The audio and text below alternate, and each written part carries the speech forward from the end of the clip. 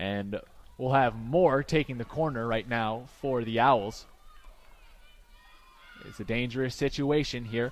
Bentley still on top, 1-0 of Stonehill. So Lemoyne really can't let an inch slip away of this game. And now here comes the kick. High in the air. And that one just missing the outstretched heads of a few Owls. And that falls out of bounds. Megan Kelly, the last one anywhere close to it. But that'll be a goal kick for Anastasia Chumika. And I tell you what, if they had a couple inches of more height on that offensive end right there, that would have been a chance for Southern Connecticut, because Chumika tried to reach out and grab that ball as it went by her. She ended up on the ground, so it was a wide open goal. Luckily, he just had too much on it. The Latvian national boots that one over towards the middle third. Sargent with the first couple of touches, and it's whistled dead. This one going in favor of Lemoyne. Wasserback got put on her backside there by Megan Kelly. Has a few inches on her and showed the size dominance on that one, unfortunately, but Wasserback obviously pops right back up. Megan Kelly, another very precocious freshman for this SCSU team that is just trying to rebuild.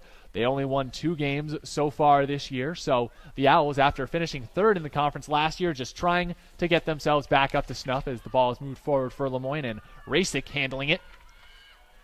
She gets it past the defender, takes a shot, and barely misses, just wide right. And that's the shots that she scores on 90% of the time. That's exactly the same kind of moves. She just crosses it back over to herself and finds the top corner. Unable to do so there, but a beautiful chance there by Adela.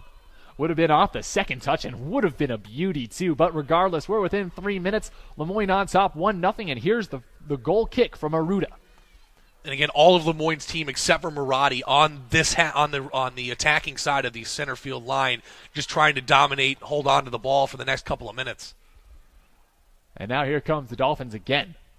Filch trying to bring it up the far side, and she sends it off the foot of a teammate out of bounds. Another goal kick coming for Southern Connecticut State.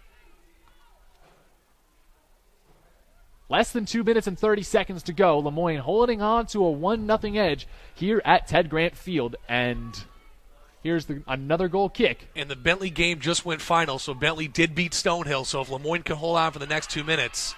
And now here's Lemoyne trying to grasp another goal, and it's sent out of bounds. Powers almost able to fire a little something on net, but Southern Connecticut State forcing another corner kick, which Elizabeth Glynn will take. So again, Lemoyne adds one here, can seal it. But again, if they can hold on for the next minute and 52 seconds, they will have a pretty darn good chance to go back to the NE10 tournament. Now here's the kick from Glynn. She just gives it right to Powers. Powers with her back to the goal, just trying to keep it in bounds at this point. Coach Carrie Bonus for Lemoyne, I think, knows this is not a Southern Connecticut team that scores in a hurry. So they're just trying to play the small ball down in the corner and just waste a few more seconds off of that clock. 1.5 minutes left, it looks like.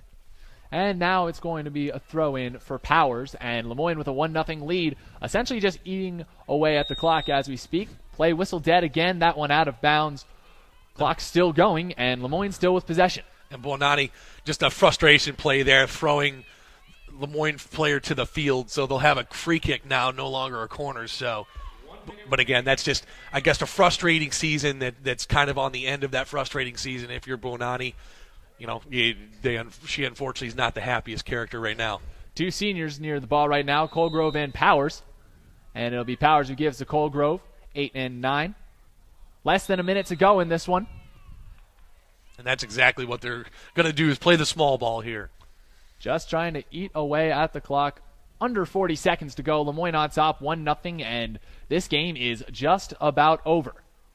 Defense still, however, coming on for Southern Connecticut State, at least trying to put their best foot forward in a season where their best foot forward just hasn't really produced on the offensive end. And a tight game here, they're able to only allow 1 goal, but just get nothing going whatsoever as we're within the last 10 seconds of this one. And again, we've seen that so often from Southern Connecticut this year. That's kind of been their mantra, and just have to hit the drawing board at the end of this one.